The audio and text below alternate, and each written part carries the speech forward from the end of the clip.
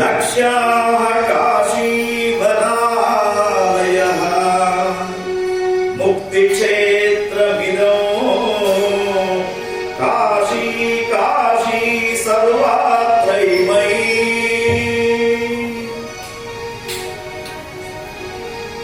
ఎటువంటిది కాశీ క్షేత్రం అంటే చెప్తూ ఉన్నాడు, సమస్త విద్యలకు పుట్టినిల్లయ్యా కాశీ క్షేత్రం. తర్వాత కాశీ లక్ష్యాః కాశీ వరాలయః.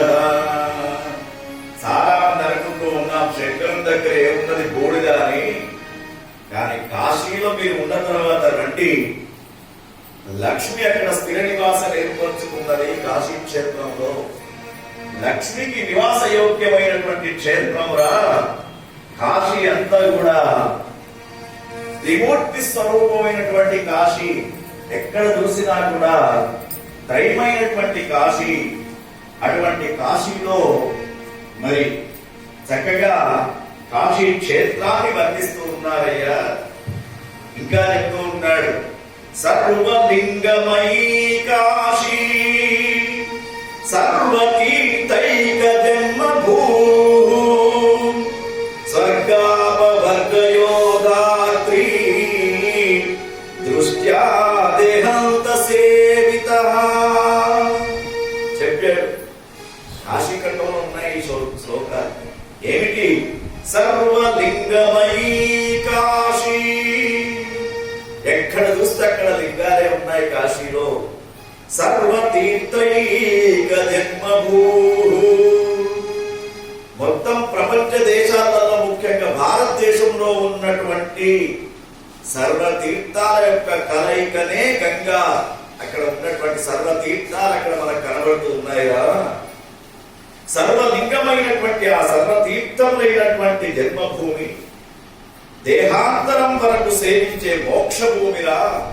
భారత భూమి అంటేనే ప్రకాశవంతమైనటువంటి దేశం, కర్మదేశం, పుణ్యదేశం, మోక్ష దేశం కదా. మరి మోక్షపురిగా విరాజిల్లుతున్నటువంటి కాశీ క్షేత్రంలో సర్వతీర్థాలు ప్రవహిస్తూ ఉన్నాయిరా. అందుకే ఎక్కడైతే తీర్థము క్షేత్రం ఉంటుందో అక్కడ మోక్షం ఉంటుంది. గుర్తుంచుకోండి, మన మధ్యని కూడా తీర్థము క్షేత్రము, ధర్మపురి తీర్థము క్షేత్రము, కాశీ తీర్థము క్షేత్రము. అంటే ఒక నది ఉండాలి, నదితో పాటు ప్రధానమైనటువంటి దేవాలయం ఉండాలి, ఉంటే తీర్థము క్షేత్రం అన్నాడు. అటువంటి సర్వలింగమైనటువంటి కాశీ క్షేత్రంలో నివసించడం గాని అక్కడ మరణించడం గాని మోక్షం అన్నాడు. అందుకే భారతీయ సనాతన సంప్రదాయంలో ఏవైతే 7 సప్త మోక్షపురాలు ఉన్నాయో ఆ సప్త మోక్షపురాలలో ఎవడైతే మరి ఆ మోక్షపురాలకు వెళ్ళి స్నానం చేస్తారో, తర్వాత అక్కడికి వెళ్ళిన తర్వాత భోజనం కోసం ఆశపడకూడదు. వ్యాసునికి ఏమైందో మీకు అందరికి కూడా తెలుసు.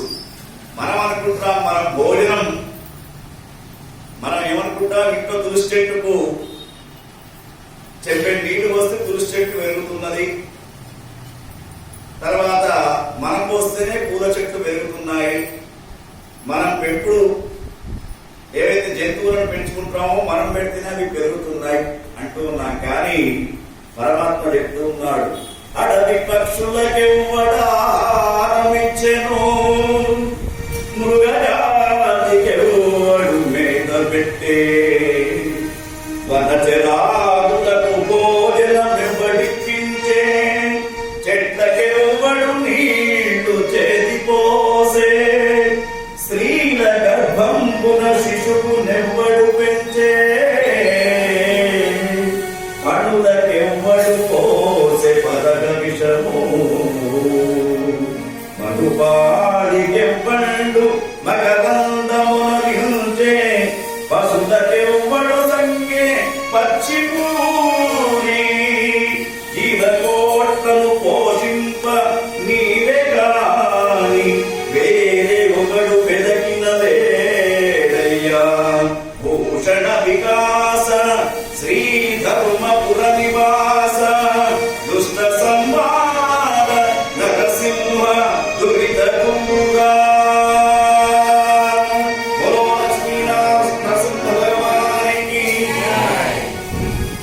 ఏకాదశి రోజున శరణం మమ రక్ష రక్ష జనార్దన రక్ష రక్ష పరమేశ్వర. అందరిగా పెట్టుకుంటున్నాం. గర్భస్థ శిశువులకు ఎవరు రక్షణ చేస్తున్నారు అంటే పరమాత్మనే రక్షణ చేస్తున్నాడు కదా. తర్వాత పశువులకు పచ్చిగడ్డి ఎవరు పెడుతున్నారు? మనం అనుకుంటున్నాం మనం ఆవులకు మనం పెట్టే ఆహారం సరిపోతున్నది, పరమాత్మ అయినటువంటి ఆ స్వామి అన్ని ఇస్తాడు కానీ మనం చేసేది ఏమీ లేదురా అన్నాడు. అందుకే మరి మనిషి జన్మ ఎటువంటిది అన్నారు? 84 లక్షల జీవరాశులలో ఉత్తమమైనటువంటి జన్మ ఏదైనా ఉందా అంటే మనందరం అంటే మన మనిషి జన్మ. మళ్ళా వస్తుందా? రాదు. అందుకే దుర్లభం జన్మ మానుష్యం దుర్లభ కాశికాపురి ఉభయో సంగమాసాద్య ముక్తాయేవన సంశయ. ఎటువంటి అనుమానాలు పెట్టుకోకండి. బృహస్పతి శుక్రాచార్యులు చెప్తూ ఉన్నాడు, దేవతలంతా వింటూ ఉన్నారని. మానవ జన్మ రావడం దుర్లభం. మనం గొప్పవాడు అనుకుంటున్నాం దేవతము, కానీ మనకంటే గొప్పవాళ్ళు కలియుగంలో ఉన్నటువంటి మానవుడా. ఎందుకంటే వాళ్ళకు మోక్ష సాధన చేయడానికి అవకాశం ఉంది. 9 భక్తి మార్గాలు ఉన్నాయి. ఏ ఒక్క భక్తి మార్గంతో వెళ్ళినా కూడా వాళ్ళకు మోక్షం వస్తూ ఉంటుందిరా. దుర్లభం జన్మ మానుష్యం, మానవ జన్మ రావడమే దుర్లభం. దుర్లభ కాశికాపురి, మరి జన్మ ఉన్నంతలో కాశికాపురి మళ్ళా చూస్తామని అనుకోకూడదు, వెళ్ళాలి. ఉభయో సంగమాసాద్య ముక్తాయేవన సంశయ.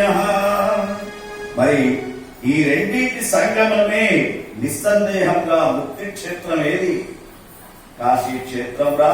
అటువంటి కాశీ క్షేత్రాన్ని ఎవరైతే సందర్శిస్తూ ఉంటారో, ఎవరైతే అక్కడ 9 నిద్రలు చేస్తారో, ఎవరైతే అక్కడ 9 మాసాలు ఉంటారో, నవరంధ్రాలతో చేసినటువంటి తప్పులన్నీ కూడా ఆ కాశీ క్షేత్రంలో పోతూ ఉంటాయి. అందుకే 9 నిద్రలు, 9 మాసాలు, కొంతమంది 9 సంవత్సరాలు అక్కడనే ఉంటూ ఉన్నారు. అది పూర్వజన్మ సుకృతం ఉంటే తప్ప దుర్గగా అన్నాడు. నాటకము